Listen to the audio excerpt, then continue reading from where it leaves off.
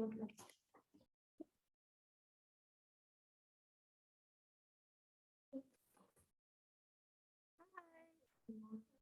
are you?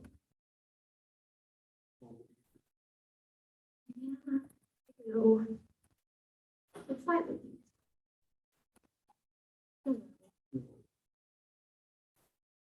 Your daughter is more than me, because I. oh.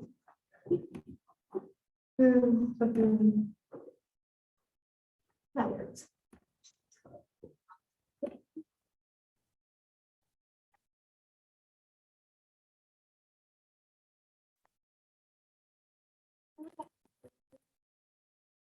The not as focused, not the same busy. For me, it's just a lot with regular. Because I don't have to. Use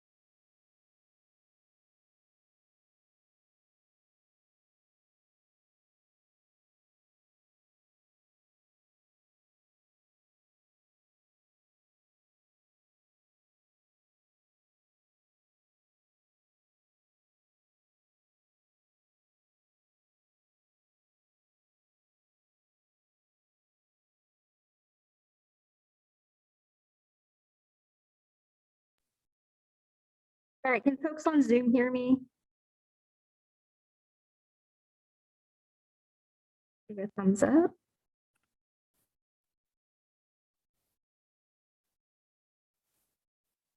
Thank you. All right, I'm gonna go ahead and share my screen. As I said, there's some technical issues we're having with the projector. So we're just gonna kind of see how this works. It shouldn't affect you folks on Zoom, but just bear with us as we're trying to figure things out. I also won't be able to see everyone on Zoom while I'm sharing the screen. So if you have questions, please send a message so I can see that you have a question. So let's go over here. All right, so we're gonna turn this around. We're gonna do our best. Can you all kind of see that? Okay, awesome. So my name is Liz. I have my master's in counseling psychology, and I am a doctoral student here also in counseling psychology. Unsurprisingly, my goal is to be a psychologist, and I'm doing my graduate assistantship with the Center for Student Success, which is how probably some of you all got connected into this today, aside from the people who just brought friends along, which I love. So I do my graduate assistantship over there, and they asked me to come talk about mindfulness because it's something I like to use in my own life, but it's also something that I use with clients and I use with my success coaching students. And so I wanted to share it all with you. So does anyone have any thoughts on what mindfulness is, or have you heard of it? Yep. The reason why I was going to I had a class about this area and that I just heard about it. I didn't even believe it, but what I was told is that it's basically just being in tune with yourself and just noticing things. For the class, I think it's more mostly about your body and stuff, but being mindful of how you're feeling and how your body's feeling helps a lot with your attention span and just being able to function well. Yeah, awesome. Yeah, so for people on Zoom, if you can hear me talking a little better, kind of that mindfulness is being in tune with yourself, paying attention to your body and your mind and how you're feeling, and how that could kind of help with some attention and concentration, so some good student skills. Did you say you had heard of it as well? Yeah, but you basically said that. Okay. Did you hear about it in class? Yeah, I took psychology class. Awesome. Okay. What's your thought? Whenever I hear the word mindfulness, I usually think of it as being aware of your surroundings more than your body. Yeah. I always think aware of your actions and how they would affect you in your state of being. Okay. Yeah. So slightly similar. I would say the opposite. It's basically just not thinking about your surroundings and just focusing on your physical state, your five senses. Okay. And just stuff like this one. Yeah. So it could be awareness of your inner world. And there sometimes can be getting more awareness of what is happening around you in the present moment. So it can be a little bit of both. And I like that you all are kind of hitting on the fact mindfulness is a lot of different things. It encapsulates a lot of different areas. Y'all, there we go. So a lot of this is what you just said. So the first one is the general definition of mindfulness is the practice of being in the moment and accepting yourself and your situations without judgment. And I think the big key word there is judgment. So if you have an exam that goes poorly or a class assignment that goes poorly, and your first thought is what is wrong with me? Why didn't I study more? I'm so stupid. You're judging yourself versus accepting this is what happened. And yeah, maybe next time I can study more. There might be some other strategies I can use, but not putting judgment on the situation. And that can help a lot with anxiety. So mindfulness has been found to help with calming anxious thoughts, decreasing stress, and building more empathy and compassion. Because when you're not as caught up with judging yourself, judging what's happening in your world, you're able to be more accepting of the people around you. Meditation can be a big part of mindfulness. not required, but that is often what people think of when they think of mindfulness. And it's been found to help practitioners, like in the health field, minimize burnout. Are any of you in health professions or hoping to be? Okay, like almost everyone. What are you doing? What is your major? Information side. Okay, there might still be some burnout. You could get burned out on books, like. Okay, yes, that is stressful. Ooh, Fun but stressful. cool. Very stressful. So are you like a double major or are you doing violin as? Okay, But I just changed my major to library science, so I'm doing that. But I'm still doing everything. Congratulations, you've made it Awesome. this far. yeah, so like while this study was about practitioner burnout for the health field, so that might end up being relevant to all of you. As students, you also get burned out. And in stressful jobs, working at a library, especially if you end up running some programs, you could be really stressed. So doing some meditation has been found to decrease that stress. And also in the health field, what they kind of found people were reporting when they asked, why do you think this is helping? The health practitioners actually said that it made them able to move past the idea of suffering and really focus on helping people. So they were able to accept that suffering happens.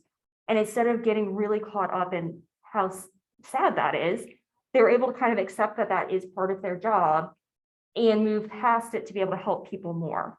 And so there's kind of these interesting benefits that can come from things like mindfulness and meditation that maybe we don't really think about. And this last point, mindfulness-based stress reduction is a specific 10-week program that they do in hospitals for mindfulness. And it's usually for people who have chronic pain. And they had some really interesting studies around this. They found that people could manage their pain better, manage their stress better. But then in these sort of like unexpected results they got, people were also more productive and they were communicating better. And so there's something about being more aware of yourself and taking more time to be present in your moment without judgment that allows you to communicate more effectively and be more productive, which those sound like good things for school, right? Yeah. Let's see what's in the chat here.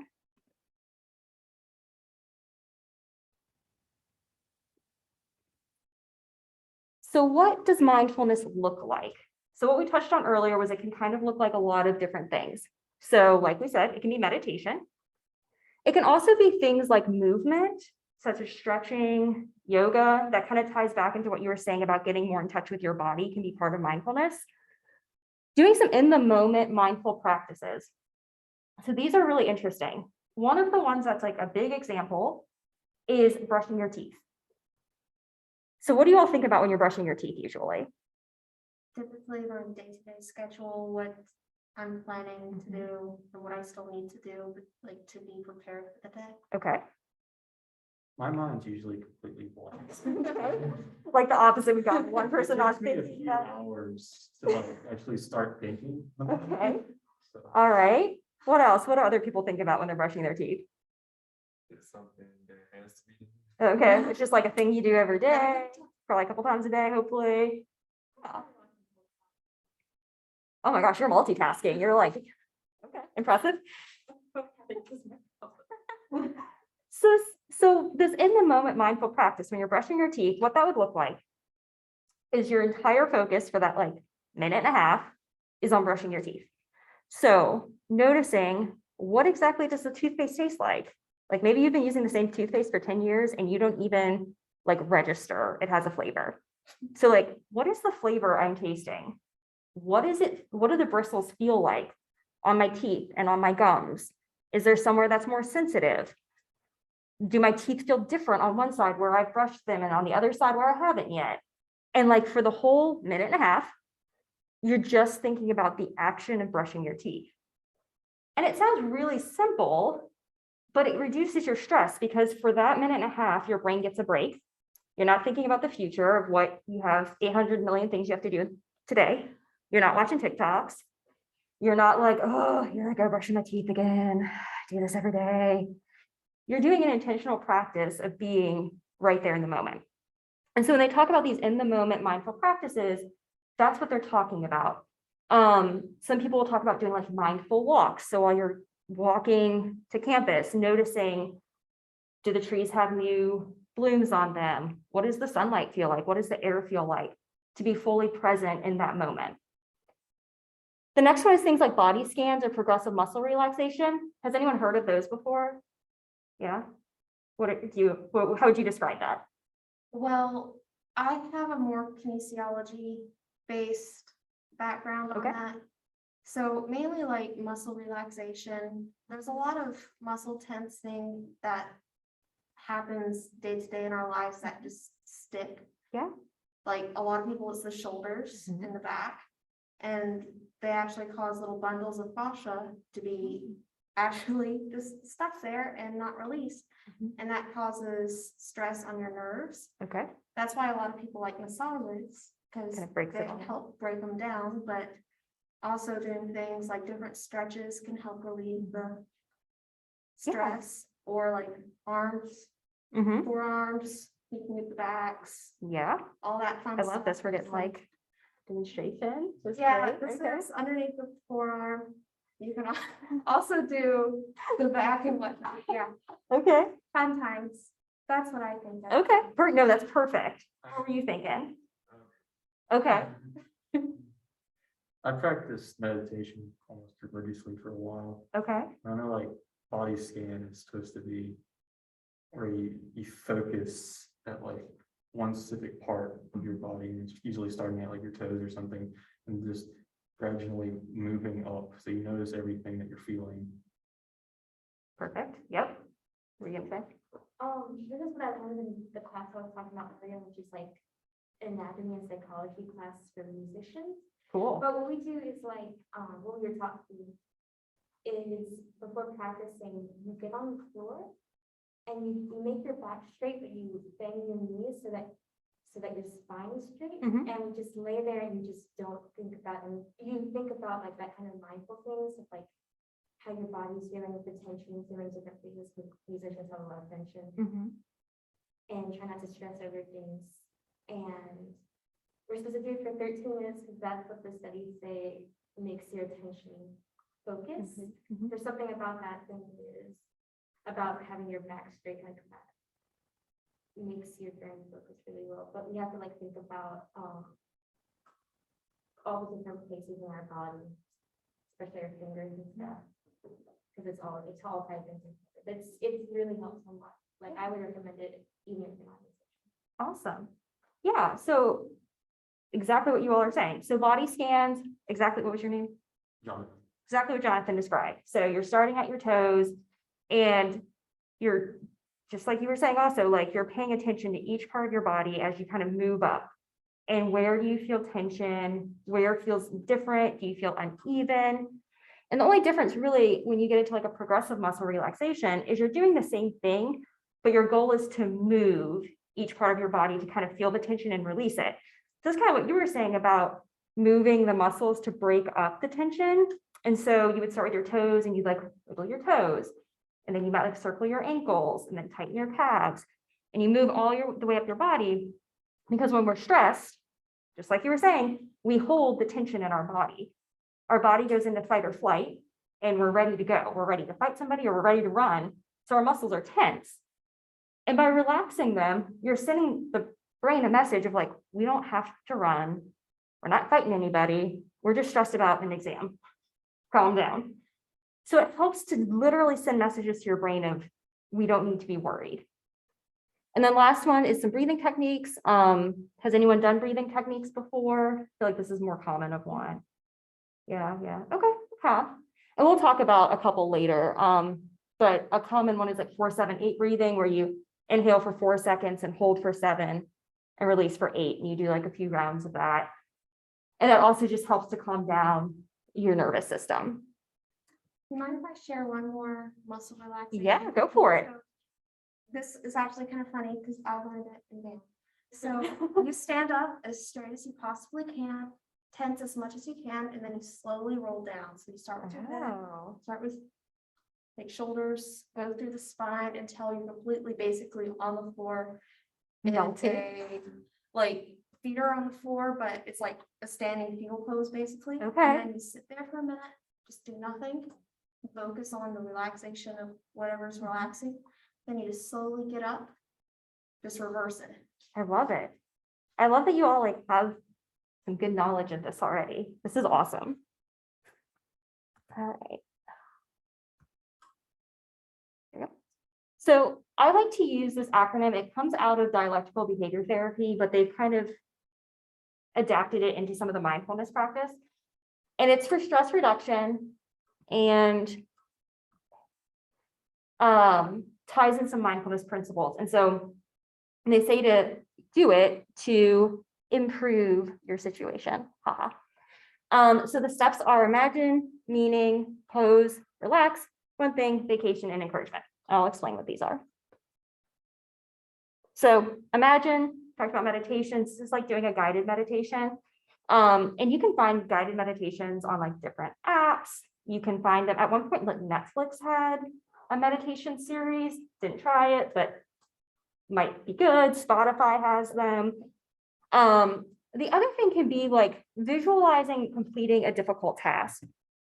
And have you all ever tried that? Like imagining what it would be like to do something hard? Yeah. I know a lot of times like athletes will do this, but I imagine musicians might as well. And so let's take a second and think about a difficult task that you have coming up or that you had recently. Maybe something you've been putting off, an assignment you're dreading. And think about what it would be like to finish that task. Where would you be sitting or standing? What would your location be? What would your body feel like when you finish that task? Would you feel excited? Would you feel relieved? Would you feel like the pit in your stomach went away? What would you do after? Could you go hang out with your friends because you finally did that thing you've been putting off? Or maybe you can imagine just crossing it off your to-do list. But doing a really thorough visualization like that of what does this look like? Not just like, oh yeah, I'd be happy, but literally what would I feel like if I did this task? Helps a lot with motivation to start the task and initiate it, which is, does anyone have difficulty with that, like task initiation?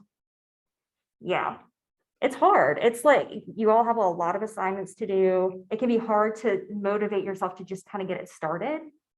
And this can be a helpful way to get you started, really imagining what am I going to feel like when this is done. And then also you can do some imagining of like a place that you feel safe, a place you feel relaxed, which can be very calming for some people. A lot of people will pick a specific place and always like go to that place when they're really stressed out and trying to imagine a little stress reduction. Maybe there's like a place in your hometown you would go and sit and look at the clouds, or maybe it's the beach, whatever's good for you. Meaning, this is about thinking about what you can learn from a challenging experience, thinking about positive outcomes that come out of similar experiences. And I encourage people when we talk about meaning to try to think about what's like the value behind that meaning really. So like, you could easily say the meaning behind my classes is to graduate. Like you could probably all say that, right? Like here to graduate. But try to like dig into it a little bit. Like maybe the real meaning is that if you get through this chemistry class, you can be a nurse and help a population you're really passionate about. And that's really your meaning, is that this is the step to get there. Or maybe the meaning is that you are the first one to go to college in your family. And that's really what holds meaning for you. And that's the meaning you can kind of pull in when your motivation is low. And it's good to like write down, I say journal here. Some people don't like the word journal because then they envision like a formal journal. It could just be like a notebook you jot things down in. But when you think of a reason for what you're doing, like write it down. Because when you kind of get burnt out, you can look back and be like, wow, I have 20 reasons I'm doing this difficult class, or I'm doing my major and minor in work, or I'm, trying to get into a certain club. Look for the meaning in it to kind of inspire you. Sometimes it's hard to start writing, so I've actually tried audio journals. Oh. I can't think of what to write. I always know what to say, but I can't think of how to word it. Okay. So you'll just start talking and record what you're saying. Eventually I look back and I have like 40 minutes of words of me just ranting about stuff, but I can look back on it and be like, oh, I've improved. Yeah, look at that. Yeah, it's really good to have some record of that progress or of the things you've thought of that have helped you get through. Pause is what it sounds like. It's just taking a break. Sometimes when you're doing work, you need to take a break. Or when you're stressed. And so this goes back to like the breathing exercises, using your senses. Have you all seen, like, I know it's online a lot, like the 5 things you see, 4 things you hear, 3 things you smell, 2 things. Okay, you're supposed to go through your senses. And I always get them a little confused because I think one of them feels unrealistic. It's like 2 things you can taste, and like sometimes you're not eating food, and you can't taste anything. Well, sometimes I, like might have some of that leftover toothpaste That's in the true. morning, so that like if you have mint, you might have that fresh kind of mint Fresh taste.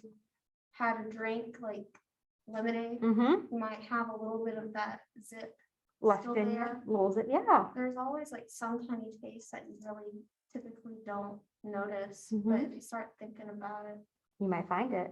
You Yeah. might realize you haven't brushed your teeth. yeah, like, oh no. Yeah. So with that one, what they're saying is like, notice, like, take a breath and look around and be like, okay, what are 5 things I can see right now?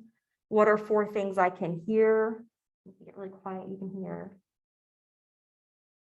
Remember the skin. Like, hear my computer going. I can hear people walking out there. Very quiet AC as well. Very quiet AC. Yeah. Notice, like, if there's 2 or 3 things you can smell, 1 or 2 things you can taste. And I left out feel, which would have been easier in that 3 or 4 spot, something you can feel. But it's a minute to like take you back to the moment. That's the whole goal of it. Isn't like, wow, I can name 5 things. It's to give your brain that break again. And then if you are a spiritual person, a lot of people will like this as an opportunity to kind of connect spiritually in whatever way that means for them. It can be another way to kind of take a pause. Relax, do a muscle relaxation, do some stretching, and unclench your jaw and relax your shoulders. Because just like we were saying, we all hold a lot of tension. And so it can be a really easy thing throughout the day, like a reminder to yourself, like, oh, feel a little stressed. I'm going to like unclench my jaw, relax my shoulders down. And again, it's like a really small thing that sends that signal to your brain. We're okay. Like, we don't need to be stressing. We're not ready to get chased by a lion. Like, we're okay. So one thing is to break your tasks into smaller parts. So for people who struggle with task avoidance, do you ever feel like you just have so many things to do, you don't know where to start? Yeah, I feel like that a lot also. So if you're going to be mindful, you're going to be in the moment. It's really hard to do that if you're thinking, I have 15 different things to do, and they're all due on Friday. What's going to happen if I don't get them done by Friday? And all of a sudden you can't even start because you're just thinking, there's no way I can do all of this. So you try to break your tasks into smaller pieces so you can stay more in the moment, and try prioritizing them from least important to most important to least important. So then you can look and say, okay, instead of 15 different tasks and they're all due before Friday, I have 1 task and it's due tonight at midnight. I have to do this task. And take it one piece by one piece. And that's honestly part of mindfulness. You're being in the moment and you're following a plan instead of thinking ahead to how terrible it's going to be if you don't do all 15 things. So that's just kind of like a breaking down, and you can apply this obviously also not to school. So sometimes people will use this in like interpersonal skills, like with friendships or relationships. If there's like a big argument or something you're struggling with interpersonally, it can help to break it down. Like, what's really the problem here? What do I want the resolution to be? How can I talk about it? So instead of viewing it as this big problem that you don't know how to address, it can help to like just kind of break it down, make it into small pieces. Take a little vacation. Go for a walk, do a mindful walk, notice what's going on around you. You take 15 minutes to do something you enjoy. And also, it's important to build breaks into your work time. Does anyone chunk their time when they're studying? Yep, good. So y'all know it helps to chunk your time. Helps me get started on working. Okay. Yeah, if you know A you lot of want to times do. procrastination consists of like getting trapped in TikTok videos or YouTube or something. Okay. And eventually I'll just like stop myself and say, I'm gonna work on this small part of my homework. And when I finish it, I'll go back and watch this video. Awesome. We just had one. So, Ooh. like that, like just do this section. You Mhm. can read for a good 10-15 minutes or watch YouTube or whatnot. Do this section Go now. do that first, yeah. On TikTok or Reels, it's so easy to just keep. Yeah, it keeps going. Yeah. It's endless and they know your like algorithm, so they know like you're gonna really like that Yeah. puppy howling the violin music. So what you do is you like set yourself, you say, I'm gonna watch 5 videos and then I'm gonna do this piece of homework. And then 5 It's videos. just not when they tell you that you need to take work. Uh-huh. Take What work. you do is you have your Yep. friend who is very time controlling, punch you in the shoulder. Or not, get one of get it. Well, sometimes you have to start with other people helping you be accountable, and then you can work up to being accountable for yourself. I mean, if you find someone who can force you to do things, you'll start remembering them too, because you're like, oh yeah, this happens when I do this for too long. It kind of just gets stuck in your brain, and you'll remember eventually. But it is hard. It's really hard. They're made I've been through to it. be addicting. Like they create the app to like keep you pulled in.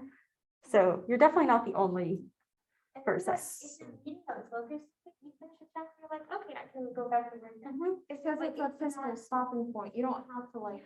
Yeah. some Well, it's people- also quick. It's not like a literally, I can already see a like, peek of the next thing. YouTube that's coming up. shorts or TikToks, they're like 1 minute or so. And it's like, oh, I'll just watch one more. It's not that long. Oh, it's 5 hours after I was supposed to do that. Let's just watch this. And it like, might finish be this one. like with like the TikTok thing, knowing that that's like not a good break for you. So for some, you're like, I know. So for some people, you have to know. Yeah, the alarm does help. And yeah, for some people, it's just like, okay, TikTok's a thing I can do after I all of would my like- work is done, and my vacations are gonna be like reading a book or Like doing you some said, yoga or whatever it is you enjoy doing. I get trapped. Like that is not something, like it's a. See, I have to be like a personal. specific mode. Like I have to have the full day. Like I can start a book and I'll be sitting in a corner, not moving at all, sometimes forgetting to breathe. That, yeah, that's Reading. easier, like fiction and stuff, that's like self-help and stuff, you know, that's easy to put down. Well, hey, if you want a kind of self-help book that is mildly depressing at points, helps you realize things that you can do better with your life, all while it being a true story, read Tuesdays with Maury. Oh, that's sad, but It's yes, sad, but it's a great book. it is a good book, but it's sad. It's depressing at times. Some people do and some people don't. If you read about other people being depressed, you can realize that other people have it worse than you. Then you can be like, I've done some good Downward things in my social life. comparison, there you go. It helps you in the moment. What about biology class are you? Hmm? Which, but are you in biology? I'm in Yeah. final one right now. You're in my class. You're the one that be answering all the questions. That's me. He recommends you. I'm the one that he said that I'm on course You're the second antidepressants. teacher. The second instructor. Yep. My bio teacher says I'm on par with antidepressants. so Oh my Oh, goodness, I'm quite that's a happy. compliment. It is. Well, then you'd probably be good at this one. So this is like encouraging yourself. You I'm encourage happy other with people myself, too. not with Oh, other people. well, you should be happy with yourself too. Well, that's the thing for you to practice then.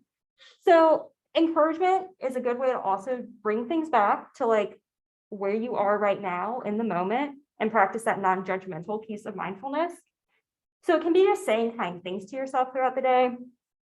Some people will hang like positive affirmations or just things you like about yourself, things that you that you value in yourself, and hang them up somewhere in your room. Some people do it on a mirror, some people put like a little thing on their desk, but just something so that the content in your mind isn't always what you're doing wrong, which is really easy in school.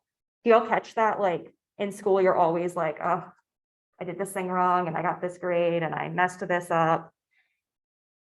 And it's really helpful to start replacing at least a few of those thoughts with some good things about yourself.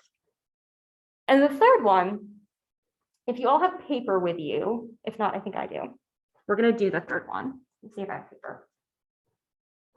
If not, you can like make a mental list. In the process of you finding a piece of paper, I have another thing to share. So a lot of you guys have probably heard of origami. There's something really simple called paper scarves.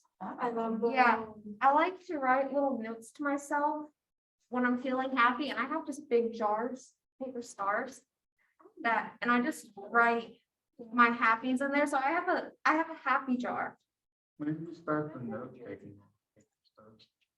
I started halfway through the meter.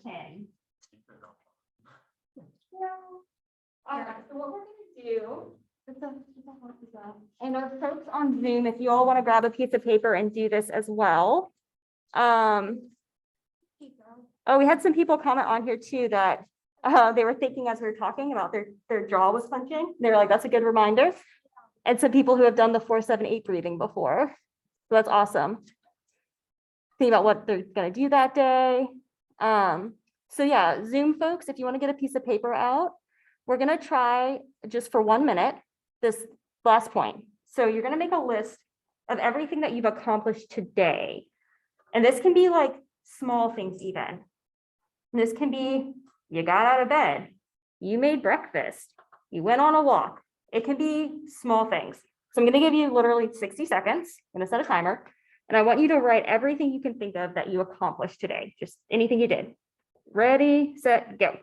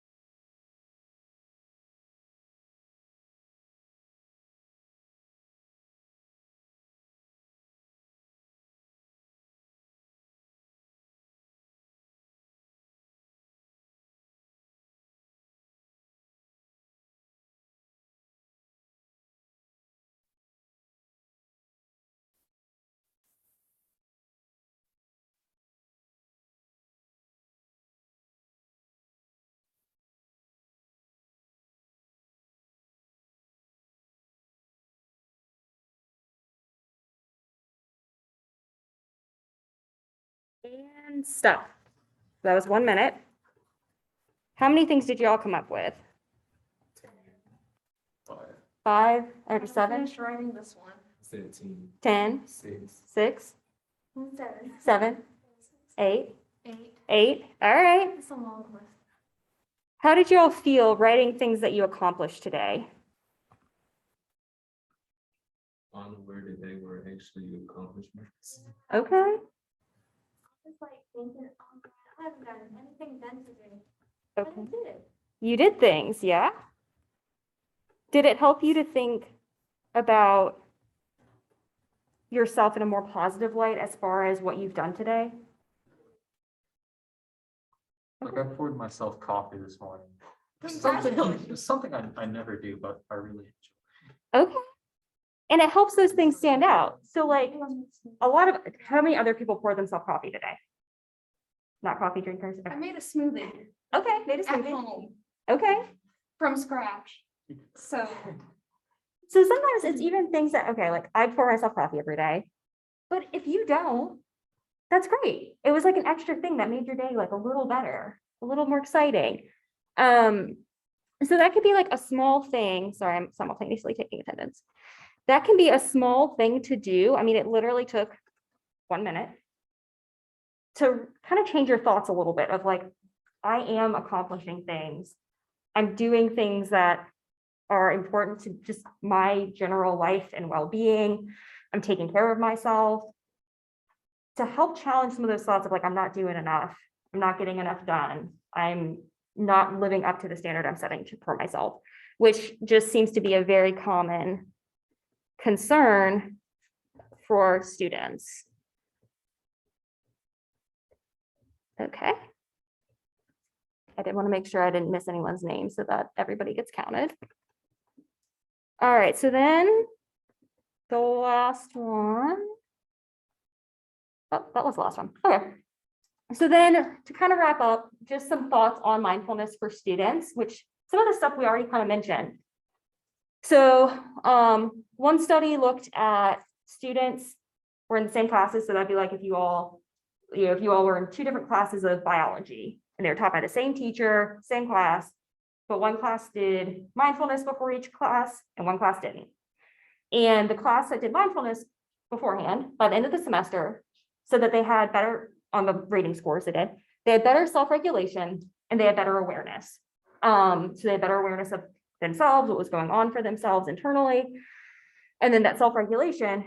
And both of those things were linked to having a higher GPA. So they were doing better in their class with the improved self-regulation and improved awareness. And then they also, in another study, I think this might have been with high schoolers, so a little bit younger than y'all, but they found that their students who did the mindfulness activities had less anxiety and they ruminated on their thoughts less. So this is like that repetitive thinking of negative thoughts. So they did less of that. We actually did a study last semester Ooh. here. Well, I didn't do a study. I participated as one of the lab rats in the study. Oh, cool. It was, we were each separated in our own rooms and we had like different mindfulness tasks. Mhm. Like, it's mainly just awareness Yeah. tasks. And some of us had like Bob Ross in between. I was one of those lucky few. I actually knew which one he was painting too. I feel accomplished. And then others had like a mindfulness podcast. Okay. I was a strange one, so I don't count my results, but Meditate a little bit too much with that thought. I meditate with Bob Ross. Okay. So you had a little different results because of that. Not specifically, but if I want like a mindfulness session, I listen to Bob Ross, I listen to the paintbrush, and I just imagine what's happening, Nice. and I build a picture. Yeah. So I do Bob Ross differently, That's okay. Like if that's what works for you. but that was their distracted thing though. Okay. Yeah, Well, I can see where that could, I think a lot of people find Bob Ross pretty relaxing. yeah. So, yeah, Things like that to show it. Not right. Right, yeah. Okay, so It's all tied together. I'm just over here like, I thought that was the mindfulness video, and then at the end, he was like, so some of the other participants had this mindfulness podcast, and I'm like, what? And you're like, oh, I thought I got the mindfulness. Well, Yeah. you could do some did painting that. beforehand, and then this could help you in class. So just a couple ideas of things you can do to help with your schoolwork. Like before assignments, you can do some meditation, some stretching, take some quiet time just to kind of get yourself in the zone for school. Practicing non-judgment. If you hear about peers' experiences and differing opinions, this is a way to practice that, like not judging. It doesn't mean you have to change your opinions, but practicing hearing other people's opinions and kind of not having an emotional reaction to it, but just kind of being present with them and what they're experiencing. Noticing how you think, feel, and your body reacts to classes and assignments. If you always have nausea before biology, something to take note of. Maybe it's a little stressful. And then also, as I like to encourage, journaling after discussion-based content to note reactions. And then this last slide is just some resources. If you want to learn more, UCLA has a mindful app. It's literally called the UCLA Mindful app. It's free, and they have just free mindfulness, like led meditations. Smiling Mind app. I haven't used this one actually, but people say good things about it. I've heard it's good. And then have any of you all used 7 Cups through USM? Never heard of it. Okay. I didn't know we had it. So let's see if I can get this to work or not. If you Google USM 7 Cups, this brochure will come up. And the main reason they got it is it's a way you can get like counseling support via text message, which is kind of cool. So if you're just kind of like having a problem, you can like text someone if you like can't make it to the counseling center. But if you go in there, they also have if you use the web browser, on the app, it doesn't have it. If you use the web browser, you can go to a thing, it's like called activities. There's an activities tab. And they have mindful meditations, they have live body scans, muscle relaxation, and that's totally free for all USM students. So I always encourage people, give it a try, see what you think. So do we have any questions about any? Does anyone have any questions for me or about, not on my slides? No, it's not gonna do that.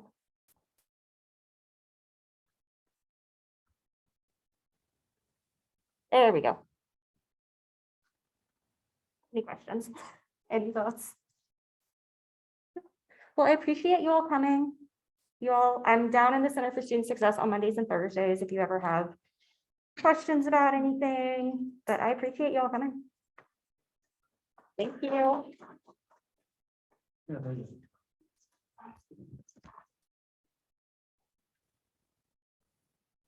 Are you one of the few students that actually attend the lectures? Like, it's one of the rare, like, dozen people that actually show up.